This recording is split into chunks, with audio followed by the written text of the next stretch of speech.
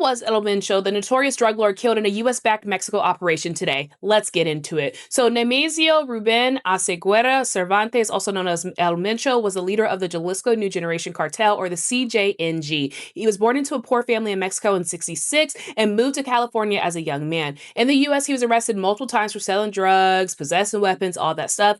And after being deported back to Mexico in the early 1990s, he joined a smaller cartel and slowly worked his way up. And after a while, he took control and built the CJNG into one of the most powerful and violent drug trafficking organizations in the world. Okay, El Mencho became the most wanted man in Mexico and one of the most wanted in the United States as well. And the US government offered $15 million for information that would lead to his capture. Now, under his leadership, the CJNG sold drugs like meth, coke, heroin, and other drugs to the US and other countries, and they have locations in all 50 states. Their cartel was known for its violence as well. They often attacked the police, military forces. In 2015, they even shot down a Mexican army helicopter with a rocket launcher. They don't play around, okay? And today, the head of that cartel was killed. Mexican Special Army Forces, along with help from US intelligence, tracked him to a ranch in the mountains of Tapalpa, a small town in the state of Jalisco. And when soldiers moved in, they were ambushed by cartel gunmen, and there was a firefight, and four of El Mencho's men were killed. El Mencho himself was badly injured and died when he was being flown to Mexico City for treatment. Now, two other cartel members were arrested, and soldiers found weapons, including rocket launchers, at the scene. Crazy.